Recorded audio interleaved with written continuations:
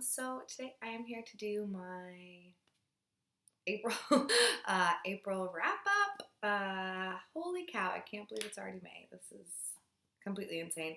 I did want to say before I started, thank you so much. PT Hilton did a shout out for me, and that was very, very sweet. I'll link the video below. He mentioned a couple of other pretty rad people. So I think I was only subscribed to maybe two of them, so there's one new person for me. But either way, I'll link the video below so you can watch it if you like. Recommendations of booktubers is always fun. I forgot to bring up my thingamabob. Okay, so I just wanted to start off with a quick statistics, I guess. So one of my goals is to have my US and UK, or not US and UK, but US and British authors be less than 50%, and for my page count to be averaged at 300. So in March, this is like a not just for this month, but this is like a running kind of, so it's just like how it's changing from month to month. And at the end of March, it was 62% US and British authors, which is not good, and 262 was my average page count. Now I'm at 65% English and British authors, and my page count is at 271. So my page count has crept up a little bit, but so has my US and British authors. Basically, I feel like almost everything that I read was US. Not good. Yeah, those are things that I need to work on real bad. So the first book that I finished at the very beginning of the month was The Prime of Miss Jean Brodie by Muriel Spark. This was really good. I don't really remember much of it. I need to start doing book talks as soon as I finish the book. It's really good. It's the story. It's so tiny. I don't even want to tell you what it is. You should just go read it.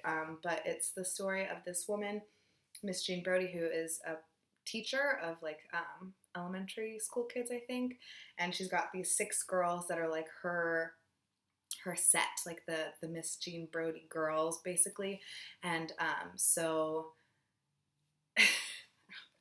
it's a lot of fun. It's terrible, but it's a lot of fun. You get kind of like snippets of them growing up a little bit. I feel like most of it is kind of told from this one girl's perspective who ends up becoming a nun, but you kind of just like find out about Miss Jean Brodie and about the girls, and it's just like a school story, but I thought it was a lot of fun. It's terrible. I really don't remember much about it other than I enjoyed it a lot. I think I gave this 4 out of 5 stars. I don't remember. The next book that I read was South of the Border, West of the Sun, and this is by Haruki Murakami, and it is translated by Philip Gabriel. This was also really good. I think I gave this one 3 stars. It's a typical Murakami book. There's no magical realism in this. We're following one man who has basically settled down into a marriage. He's very happy. He's got 2 kids and like a really good job, like a great job.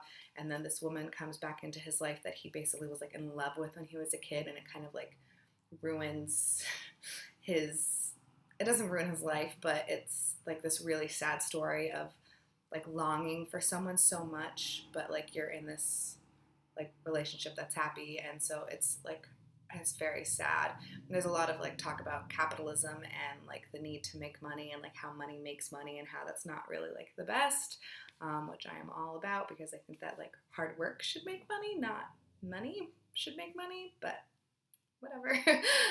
So this was really good. I would definitely recommend it. I wouldn't recommend it as a first Murakami book. I am trying to read his entire bibliography because I love him, but it is very typical in the themes and the style of his other books if you've read him before. The next book that I read was Bird Box by Josh Malerman.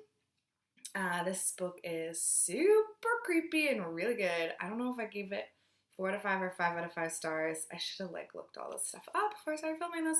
But this book is just absolutely incredible. It is the scariest book that I have ever read, hands down. We're following 2 different timelines. One timeline when like stuff's starting to get kind of crazy and our main character is just finding out that she's pregnant, and then like 5 years in the future when she's got her children and she's, you know, trying to like make things happen. I feel like someone commented when I talked about this in like, I think I read this for Genreathon or one of those, that they wouldn't feel comfortable reading that because like they have kids and like da da da, but it's like not really focused on that. Like I never was really worried about their well-being because the part that takes place in the future when she has the children, it's a lot in her head and it's a lot her describing how she raised them to live in this world and how she's like kind of raised them to be tools for her. So it's really really I get goosebumps every single time I talk about this book. I have goosebumps. I can't deal with it. It's really good. Please read it if you haven't read it. The next book that I read was It's Kind of a Funny Story by Ned Vizzini. This book deals with like depression and mental illness and suicidal ideation, and so I thought it was really good for what it was. I think I gave this 4 stars, and I feel like I mentioned this previously, but I almost DNF'd it on the first page because I feel like the language was ridiculous and children don't talk like that, and I think there's a lot of like drug use and sex stuff that children who are like going into high school should not be dealing with. Like I feel like there may be like 11th, 12th grade things that should be happening, but I was like a big, like I was like super straight edge and stuff. So that's just like not my high school experience. So that was like really, really hard to relate to. But all of the feelings that he had, ugh, I might start crying right now. They're very, very, very relatable, and I feel like it's really nice to read a story that is talking about these issues when you've had them and like when you feel them, I think, because the biggest problem with children and like with teenagers specifically going through this kind of stuff is that they feel like they're completely alone, and knowing that other people have gone through the same thing and experienced the same thing, I think is really, really helpful. So this was a really good YA book. I'm going to ask y'all a question.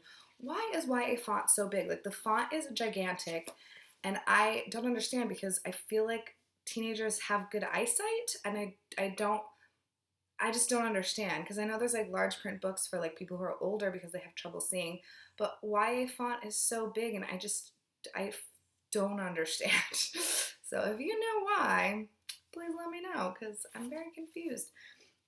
The next book that I read is Hammond Ride by Charles Bukowski. I read this for a book club on Goodreads, and this was really rough, really, really rough, just horribly rough. So I guess the correct term for this is then like a novelized, I don't know. It's supposed to be like, I guess, about Bukowski, kind of. I don't know. Yeah, because it says, Charles Bukowski details the long, lonely years of his own hard-scrabble youth in the raw voice of alter ego Henry Chinaski. So basically, his father was really abusive and like all of this stuff, and it's really hard. This book was really easy to read.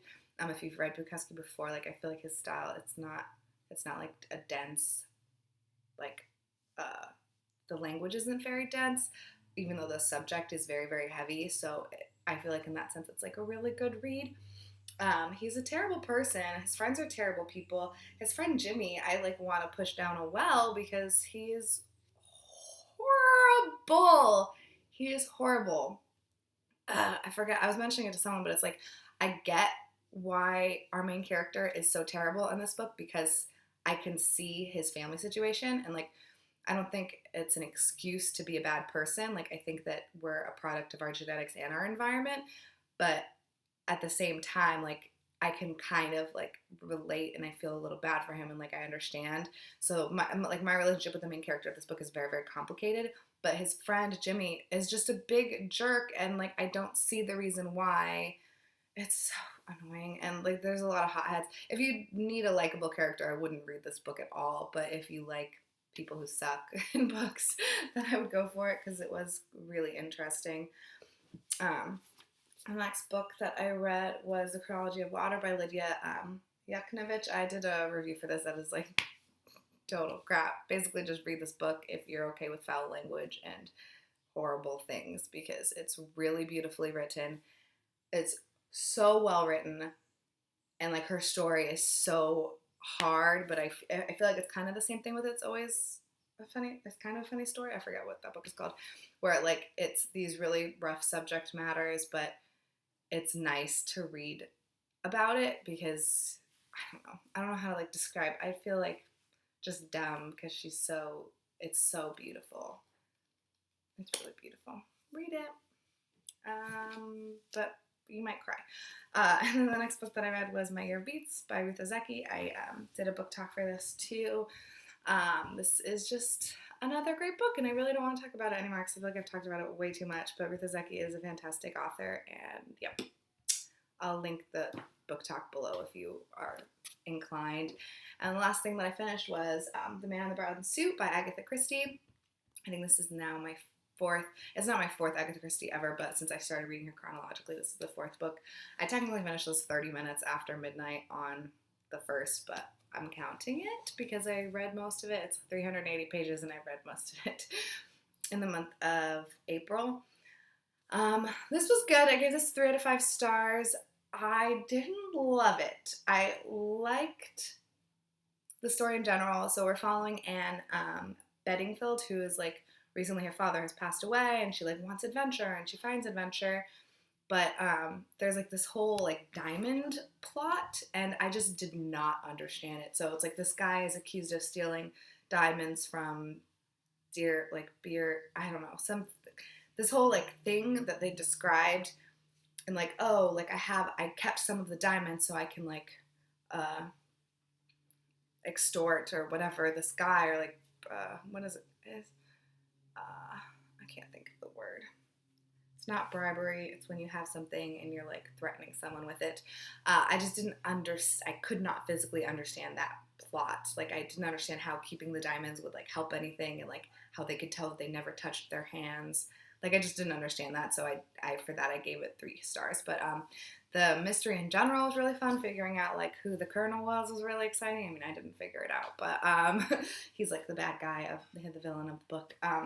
Yeah, I thought it was really fun. So those are the things that I read. I read 8 books, I think. Yes, I read 8 books, and then so that is all the books that I read, and I'm just going to mention really fast for the Around the World in 52 Books challenge that I'm doing. I did 4 of the challenges, which I was supposed to do 5 of them because I missed one in March, so I'm still 1 behind.